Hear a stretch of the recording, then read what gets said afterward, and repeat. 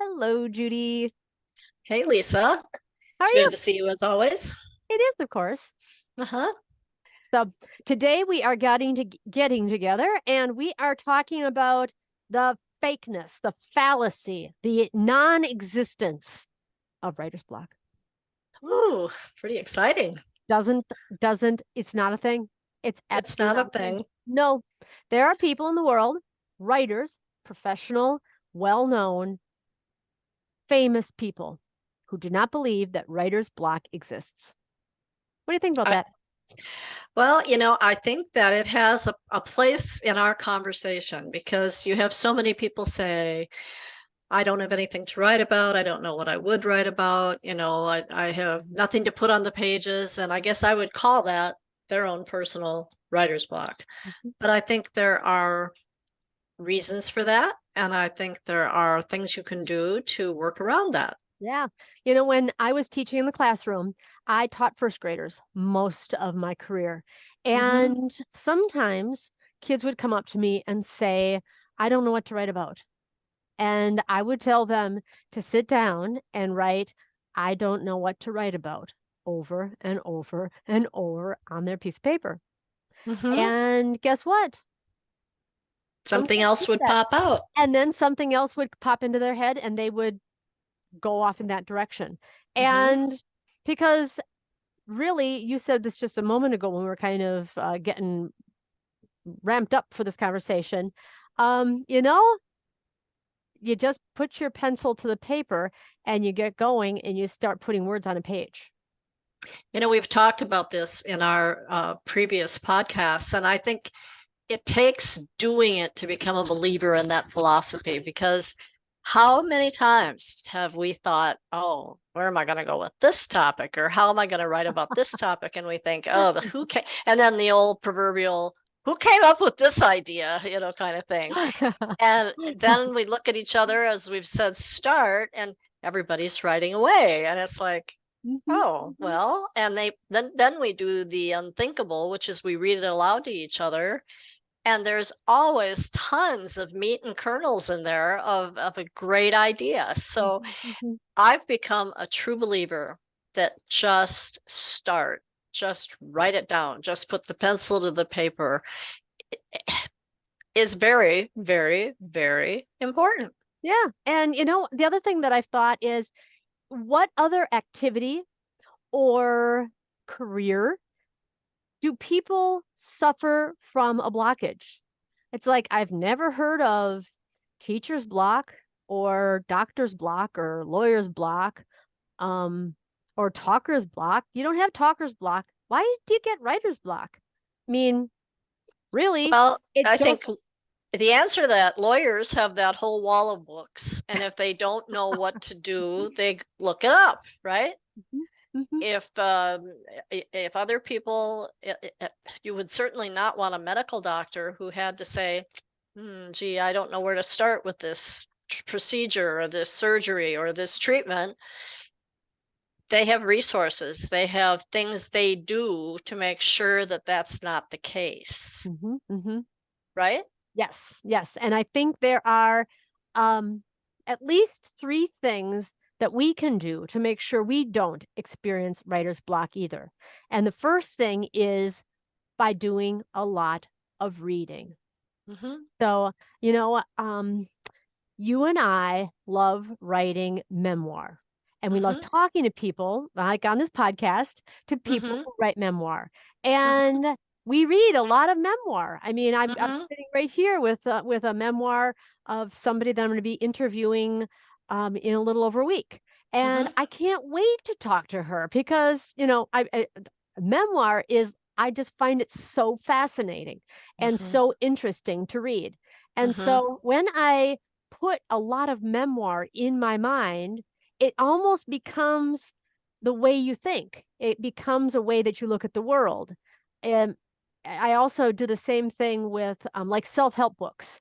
I'm Mm-hmm. always thinking about, oh, this would be a great chapter in a self-help book. We've Mm-hmm. talked as the Sidetrack Sisters about a chapter called um, a mother writing about her green shutters. Mm-hmm. And we What still color are my shutters? color of my shutters.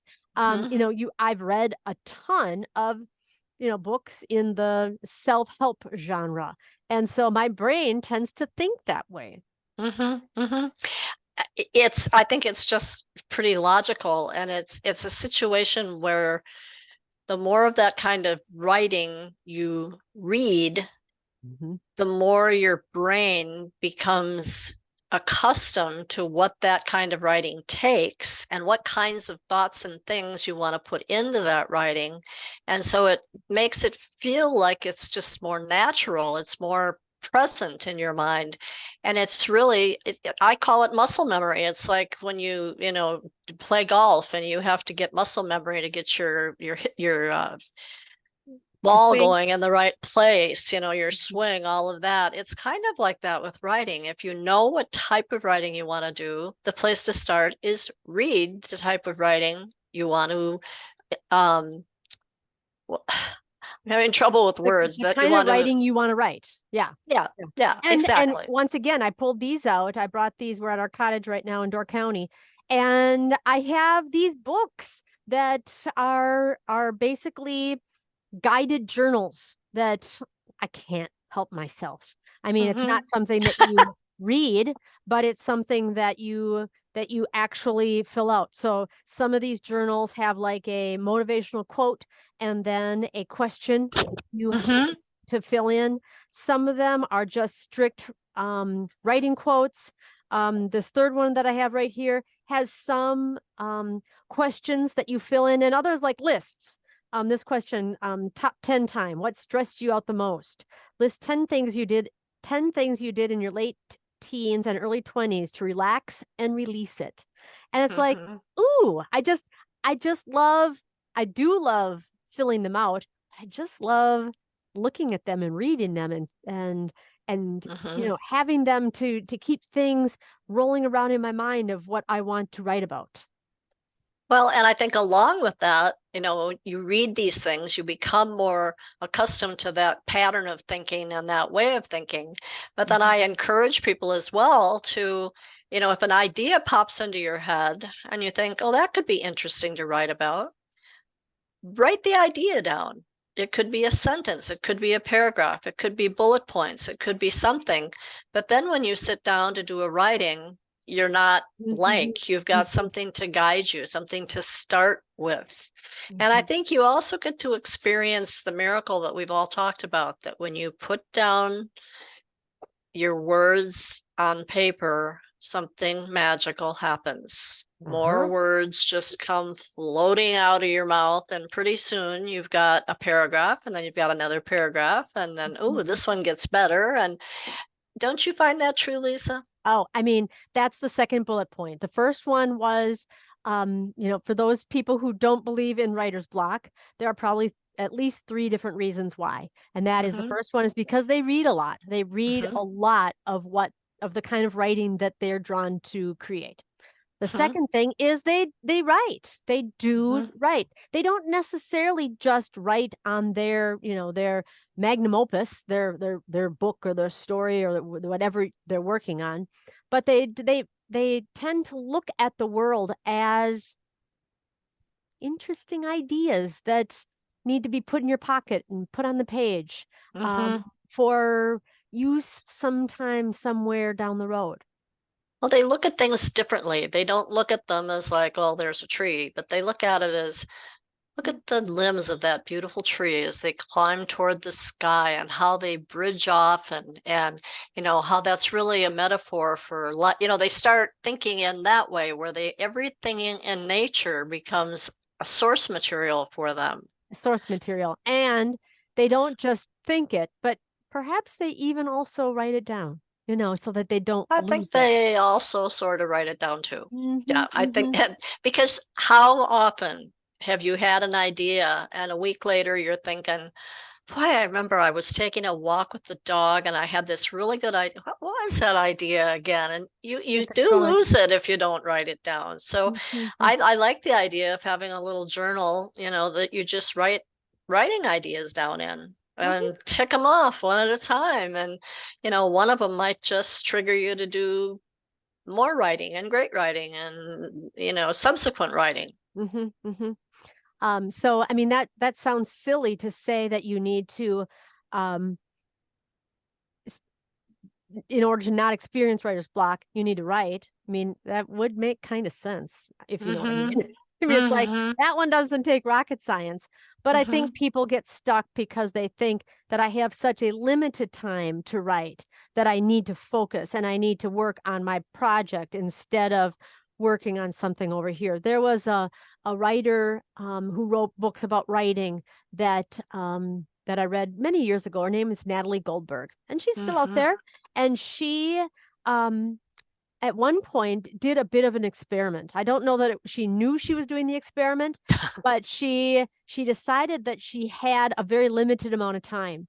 And so instead of sacrificing the limited amount of time she had with writing and doing like painting that she loved to do, she decided to just focus all of her efforts on her writing. And she kind of let her painting go off to the side. Mm-hmm. And what happened was her writing was Mm-hmm. sacrificed. She had a hard time because the juices weren't flowing by doing the creative expression that primed the pump, that got things going, where those ideas were bubbling and simmering before they came out onto the Well, page. that's interesting. I didn't realize that she said that, but I Mhm, think it's true. I think opening the creative storage locker in one area can definitely stimulate you in another area. And mhm, if you've gotten into a lifestyle where you're just extremely practical and highly analytical and you're not doing anything outside of the box, mhm. it's important to remember that in order to keep yourself in the creative mode, you need to continue to create and to And that might not mean being creating with pencil or pen or computer or keyboard, but creating in any genre, in any mode, can help Mhm. the creation in your writing. Absolutely. I Mhm, think that's absolutely true. It's, I sometimes even, I, I went through a career of banking and it was so by the rules, black and white, so on and so forth, especially my last 5 years in banking. And I almost forgot that I loved my art classes and I loved mhm, my English literature classes and I loved the mhm. essay writing that I did. And, Yep. when I finally started revisiting those things, I was actually surprised how well how do I want to describe it? It made my analytical practical work better because Mhm, it made mhm. my mind work in more of a thoughtful way. Yes, yes, exactly. I get it. I get it. And so we need to keep moving forward here. There's one more area that and I think people who are just who have it coming out, who are doing who are doing the work, um utilize in terms of making sure that they keep the process going. And that Hmm. is by starting where you are and surrounding Hmm. yourself with people who are also creative and Hmm. creating and getting their ideas down on Hmm. paper or into the computer or whatever. So my story with this is my dear friend Bonnie, who passed a few years ago. She was a jewelry artist. And, she had so much fun making jewelry. And I remember one time I was picking up another jewelry making book because I love books. And I was getting a jewelry making book and there was a magazine I was looking at and I just loved picking them up because they were so inspiring. And I said that they gave me, so many great ideas for things to make. And I never Hmm. actually, made the exact same piece, but it would get things bubbling around in my brain. And she never bought those books. And she said, I always know what to make. I always just keep creating. She was never blocked. And I was like, huh. And she said that she never had a problem creating jewelry. Things just came and she created every day. She created all the time. And what was fascinating about that is I started making jewelry after I met her, and another friend of ours started making jewelry, and the Sidetrack sisters began doing craft shows in our houses around that same time that I was friends with her. And it's almost like by being around Bonnie, she like rubbed off on all of us, her creative energy and that sense of just make it, just sit down, get your tools and start doing it. It was that attitude of you can do it. Of course you can. Just try, Yes. get your components together and do them in a way that works for you. And I remember when you started making jewelry, and every time you made something new, something amorphous came out of it. In other words, you learned more things, like the metal was no longer round, but you flattened it. And there were things, the way the beads went together, and it was just, there was always some little twist that made it more interesting. And that just came from doing the process. Yes. And I think that's where you need to be. We need to be in our writing. You start where you are. You keep writing. You write something all the time, every day. You get something down. It's like making some earrings. You start where you are. You make your first pair of earrings. You make another pair of earrings. You make a dozen pairs of earrings. You give them away. You put them out there, and you just keep having fun, and you wear them to work, and people go, "Oh my God, those are the cutest earrings. Where did you get them?" And you're like, "I made them." And I made them. "Oh my God, you're like a jewelry artist." And it was like, "Yes, I am." Well, I'll be darned. You guess you can call me that. That's right. That's right. And for years I made earrings and jewelry, and I look at them. I have them up on that screen in my bathroom, and and that time has come and passed. I still have a lot of the tools, and I wrote about that a couple weeks ago on our blog about a hobby that I've had. And I haven't made earrings in quite some time now. It's like I've moved on into writing and podcasting and all things having to do with life coaching and that new skill set. But I still think, how do I get better at these things? It's the same way that I got better in my jewelry making. You start where you are. You keep working at it. You surround surround yourself with people who also like learning and growing and creating and manifesting new stuff, and who are encouraging of you. It's like, "Oh my God, those are so cool." And you look at their stuff and you go, "Oh, your stuff's really cool," And I never thought of doing it that way. And that's another thing. Surround yourself with like people who are also creating and making things happen for themselves. And it just rubs off something fierce. So yeah, it does. Yeah. So between reading and writing and surrounding yourself with those people, I don't know. Do you think we're going to convince people that writer's block does not exist? I think so, because I think that's the truth. That would be a problem, because if that's the case, then nobody will listen to our podcast anymore. We don't want that to happen. So let's just pretend that writer's block is a thing, and we can help you. So we can help you in a number of ways. You can either, go to my Instagram, where I'm a life coach who helps writers and other creative people either ignore writer's block or get past it to help you on your journey. Or Two interesting options. Yeah. There you go. Or you can go to Sidetrack Sisters, read our blog, become inspired, perhaps decide to write your own legacy work, or have one of us ghostwrite a legacy book for you. That's another option.